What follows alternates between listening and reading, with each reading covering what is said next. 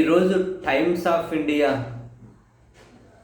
దేశవ్యాప్తంగా అండ్ పక్క రాష్ట్రాల్లో అండ్ ఆంధ్రప్రదేశ్ రాష్ట్రంలో మెటర్నల్ మొటాలిటీ రేట్ ఏ విధంగా ఉంది, ఎంఎంఆర్ రేషియో ఏ విధంగా ఉంది అనే దానికి సంబంధించి ఒక కథనాన్ని రాసుకుంటూ వచ్చింది.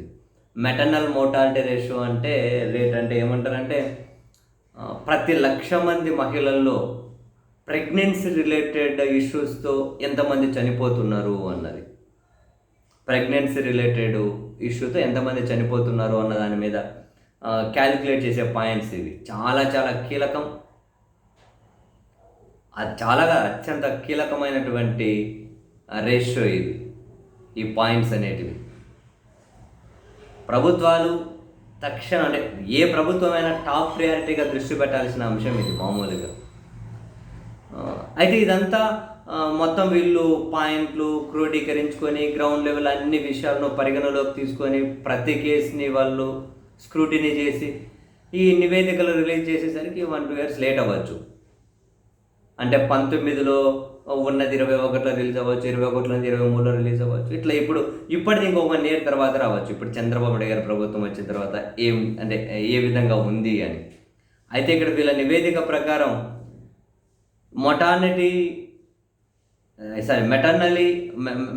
మెటర్నల్ మొటాలిటీ రేట్ ఏదైతే ఉందో ఇందులో ఆంధ్రప్రదేశ్ ఇప్పుడు లాస్ట్ నివేదిక 2023ది ఉంది, వీళ్ళు తాజాగా రిలీజ్ చేసింది.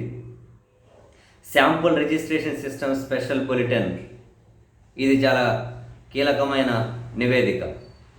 ఇందులో అంటే 23 జగన్మోహన్ రెడ్డి గారి ప్రభుత్వం, అప్పుడు దేశంలోనే ఆంధ్రప్రదేశ్ ఈ విషయంలో ద బెస్ట్ పర్ఫార్మింగ్ స్టేట్గా నిలిచింది. బెస్ట్ పర్ఫార్మెన్స్ ఆంధ్రప్రదేశ్లోనే, మొత్తం దేశంలోనే.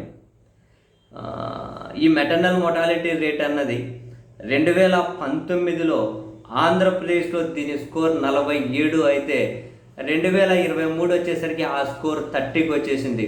అంటే ఎంత తక్కువ అయితే అంత బెస్ట్ పర్ఫార్మింగ్ అని. 1,00,000 మందిలో ప్రెగ్నెన్సీ రిలేటెడ్ చనిపోయే వాళ్ళ లిస్ట్ ఎంత అన్నది క్యాలిక్యులేట్ చేసేకి పాయింట్స్ ఉపయోగపడుతుంది. ఈ పాయింట్స్ బేస్ చేసి క్యాలిక్యులేట్ చేస్తారు. అది 47 నుంచి 2019లో 2023కి వచ్చేసరికి 30 తగ్గింది. అంటే బెస్ట్ పర్ఫార్మింగ్ కాదు. దేశంలో ఇంత తక్కువ స్కోర్ ఉన్నటువంటి రాష్ట్రం ఆంధ్రప్రదేశే. అంటే ద బెస్ట్, తక్కువ స్కోర్ ఉంటే ద బెస్ట్ పర్ఫార్మెన్స్ ఆంధ్రప్రదేశే. ఆ తర్వాత కేరళ ఉందట, ఆ తర్వాత కేరళ ఉంది. అయితే ఇక్కడ ఇదే టైం పీరియడ్లో ఆంధ్రప్రదేశ్ 30తో ద బెస్ట్ పర్ఫార్మెన్స్ ప్రదర్శించే టైంలోనే, ఆ బెస్ట్ స్కోర్ చూపించే టైంలోనే ఓవరాల్గా దేశం యావరేజ్ ఎంతో తెలుసా? 88. దేశం యావరేజ్ 88. అదే 2019లో ఆంధ్రప్రదేశ్ 47, 23కి వచ్చేసరికి 30కి తగ్గించేసింది. అయితే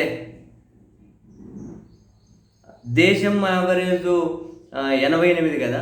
బట్ అదే సమయంలోనే ఇందులో సౌత్ ఇండియా వరకు వస్తే సౌత్ ఇండియన్ యావరేజ్ స్కోర్ వచ్చి 42.